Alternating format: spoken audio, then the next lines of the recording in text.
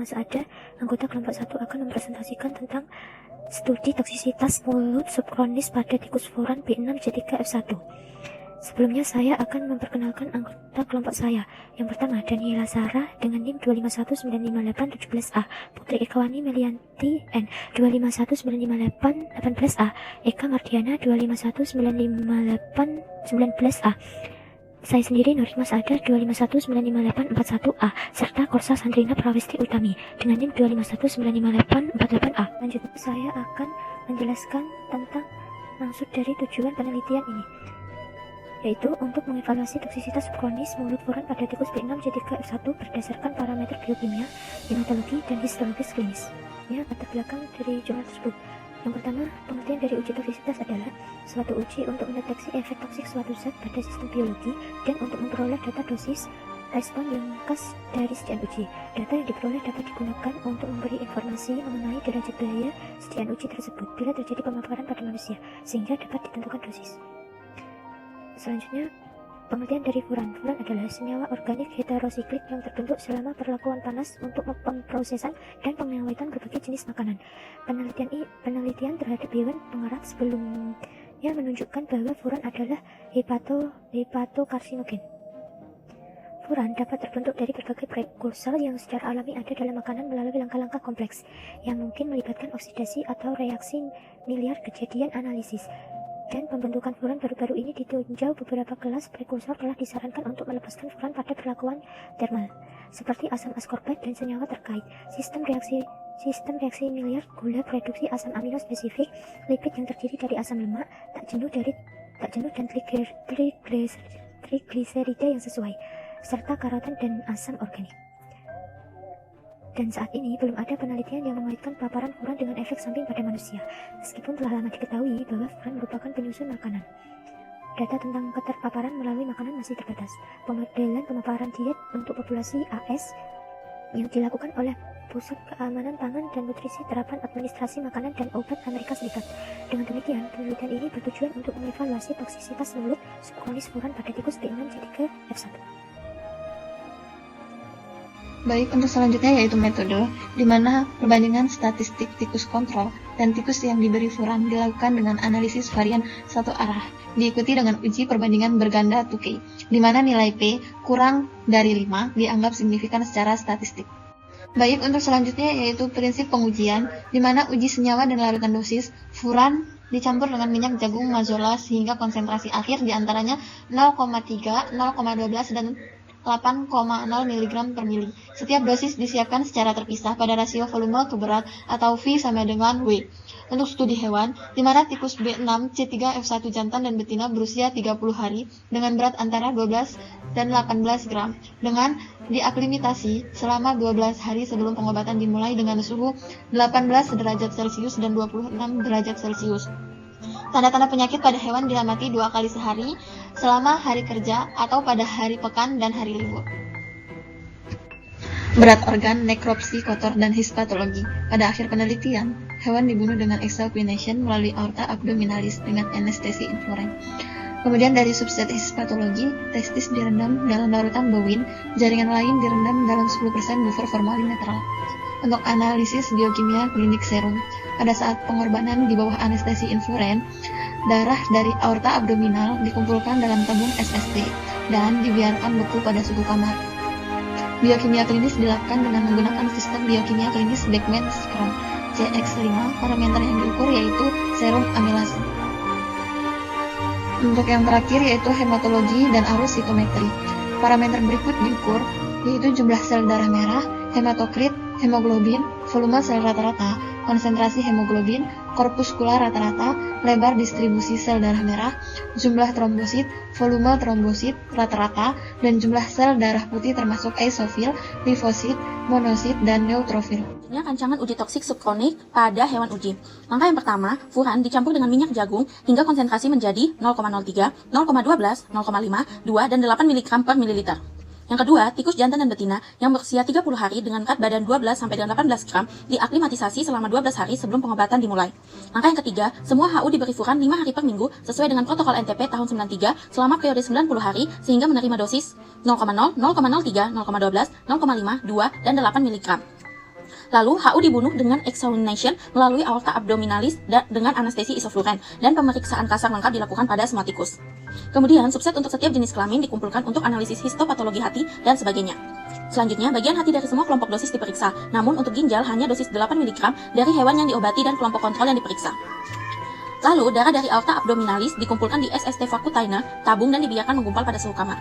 Kemudian, serum dipisahkan dengan sentrifugasi dan disimpan pada suhu 80 derajat Celcius sampai analisis biokimia klinis. Langkah yang terakhir, perbandingan statistik tikus kontrol dan tikus yang diberi furan dilakukan dengan satu cara, yaitu analisis ANOVA, dilanjutkan dengan uji perbandingan ganda tukai, lalu dianalisis dengan tren linear. Nilai P kurang dari 0,05 dianggap signifikan secara statistik. Kemudian hasil, di sini ada tabel 2, yaitu tabel serum ALT. Pada tabel ini bisa kita lihat bahwa aktivitas alanin transminase meningkat secara signifikan pada tikus jantan dan tikus betina di dosis 8 mg. Di mana pada dosis 2 mg kadarnya itu untuk tikus jantan 18,03 meningkat menjadi 29,83. Sedangkan pada tikus betina dosis awalnya 14,27 meningkat menjadi 30,15. Selanjutnya ada tabel parameter biokimia klinikal. Tabel 3A untuk tikus betina dan tabel 3B untuk tikus jantan. Di sini ada 3 hal yang bisa dilihat. Yang pertama, kadar amilase. Kadar amilase menurun secara signifikan pada dosis 2 mg dan 8 mg. Bisa dilihat untuk tikus betina pada dosis 0,5, kadar amilasenya 1069. Namun pada dosis yang kedua turun menjadi 991,8 dan pada dosis yang ke-8 turun juga menjadi 875,9. Sedangkan untuk tikus jantan pada dosis 0,5 itu kadar amilasenya 1397. Namun pada dosis yang kedua pada dosis 2 mg turun menjadi 1198 dan dosis yang ke-8 turun menjadi 913,7. Hal yang kedua, fungsi ginjal menunjukkan kerusakan ginjal. Bisa dilihat dari kadar nitrogen urea darah yang menurun secara bersamaan pada kedua jenis kelamin pada dosis 0,5. Di sini untuk tikus betina pada dosis 0,5 kadar nitrogen ureanya itu menurun dari 9,464 menjadi 8,593. Sedangkan untuk tikus jantan, nitrogen urea darahnya yang awalnya 10,49 turun menjadi 9,56. Hal yang ketiga yaitu kadar asam urat, di mana kadar asam urat ini meningkat pada tikus jantan meningkat sebesar 92% pada dosis yang ke-8 mg, pada dosis 8 mg. Di sini pada dosis 2 mg, kadar asam uratnya itu 38,63, meningkat sebesar 92% menjadi 50,29. Sedangkan untuk tikus betina hanya meningkat 21% dari dosis dari kadar 38,52 pada dosis 2 mg meningkat menjadi 42,39 pada dosis 8 mg. Selanjutnya tabel 4 yaitu tabel lesi. Di sini tabel 4A untuk tikus jantan dan tabel 4B untuk tikus betina. Di sini ada 2 hal yang bisa dilihat. Yang pertama, lesi mikroskopis terdeteksi di lobus caudatus 1 jantan dengan dosis 0,5 mg dan pada jantan dan betina di 2 mg dan 8 mg. Lesi ini terbatas pada daerah subkapsular. Yang kedua, pada 2 betina dosis 8 mg dan 1 kelompok jantan dosis 8 mg memiliki hiperplasia saluran empedu vokal ringan. Selanjutnya di sini ada gambar fotomikrograf dari hati yang telah diberikan furan. Ini yang untuk gambar A itu untuk tikus yang normal dan B itu yang telah diinduksi oleh furan. Di sini bisa dilihat pada 2 jantan dan betina dosis 2 mg serta 3 jantan dan 3 betina dosis 8 mg furan terdapat batas 1 sampai dengan 3 sel tebal. 1 sampai dengan 3 sel tebal yang terdiri dari hepatosit agak membesar dengan sitoplasma sedikit basofilik dan nukleolus menonjol antara lesi subkapsular dan parenkim yang lebih dalam. Selanjutnya tabel 5 yaitu tabel lesi subkapsular. Di sini bisa dilihat di lobus kiri hati, inflamasi juga terdeteksi pada 4 dari 4 tikus jantan dan 3 dari 4 tikus betina yang diberi dosis 8 mg furan. Perubahan yang sama juga bisa dilihat pada 3/5 jantan dan 2/5 betina yang diberi dosis 2 mg. Baik, saya akan membacakan pembahasan dan kesimpulan yang didapat dari hasil kelompok kami sebagai berikut. Dari hasil penelitian jangka panjang pada hewan pengarap menunjukkan bahwa hati adalah target utama dari toksisitas furan dan karsinogenik. Dalam bioassay ini digunakan tikus B6C3F1 dan tikus Fischer 344. Multiple non-neoplastic lesi terdeteksi pada kedua jenis hewan yang dirawat ini. Selain itu, tumor jinak dan ganas dalam penelitian subkronis ini pada menjit B6C3F1 menunjukkan perubahan dalam penanda serum biokimia yang menunjukkan kerusakan hati didukung oleh perubahan besar dan histologis di hati. Perubahan ini juga sebanding dengan dilaporkan oleh peneliti lainnya, yaitu salah satunya adalah Elmore dan Sirica pada tahun 1991. Pada tikus ini, kadar ALT serum meningkat pada dosis 2,0 mg per kilogram berat badan dan menunjukkan peningkatan 3 kali lipat di atas kontrol dengan dosis 8,0 mg per kilogram berat badan. Alin transmirase dilepaskan setelah hepatoseluler reversible cedera atau nekrosis. Penanda terkait serum lainnya yaitu AST dan ALP tidak berubah secara signifikan. Dalam penelitian sebelumnya, pada tikus Fischer 344, ketiga biomarker serum diubah, tetapi tingkat ALT menurun. Bobot hati menunjukkan tidak meningkat pada dosis apapun pada jenis kelamin jantan, tetapi secara signifikan, P kurang dari 0,01 meningkat pada dosis tertinggi pada jenis kelamin betina. Perbedaan jenis kelamin memiliki efek pada berat hati juga diamati pada penelitian sebelumnya. Perubahan histologis pertama kali diamati pada dosis 0,5 mg per kilogram berat badan dan peningkatan keparahan pada dosis 8,0 mg per kilogram berat badan, baik jantan maupun betina, dengan efek minimal pada 1 dari 5 tikus yang diperiksa. Lesi ini terdeteksi di Caudatus lobus pada kelompok dosis 0,5 mg per kilogram berat badan dan dibatasi pada wilayah subkapsular. Maksud DKK pada tahun 2009 mengamati bahwa 2 dari 10 tikus dengan dosis 0,5 mg furan per kilogram berat badan memiliki bukti penyakit hati sitotoksitas dan dosis yang lebih tinggi, memiliki peningkatan keparahan atau insiden toksisitas hati. Perubahan serupa terjadi pada tikus Fischer 344 tetapi jauh lebih parah. Lesi pada tikus dari kelompok dosis tertinggi yaitu 8,0 mg per kilogram berat badan furan sebanding dengan lesi pada tikus yang diberi dosis 0,5 mg per kilogram berat badan. Perubahan histologis pertama kali dilihat pada dosis 0,12 mg per kilogram berat badan dan perubahan serupa terlihat pada tikus dengan dosis 0,5 mg per kilogram berat badan. Perubahan nekrosis hepatosit subkapsular dan peradangan terlokalisasi pada margin punggung di sepanjang permukaan visceral dari hati. Kemudian pada lobus caudatus paling parah terpengaruh, perubahan juga terlihat di lobus kiri dan kanan. Pada beberapa hewan, lesi juga terlihat di tepi lobus lateral kanan. Penjelasan yang mungkin untuk perbedaan tersebut adalah efek furan pada lobus hati yang berbeda penyebabnya karena adanya streaming dalam sirkulasi vena portal ke hati.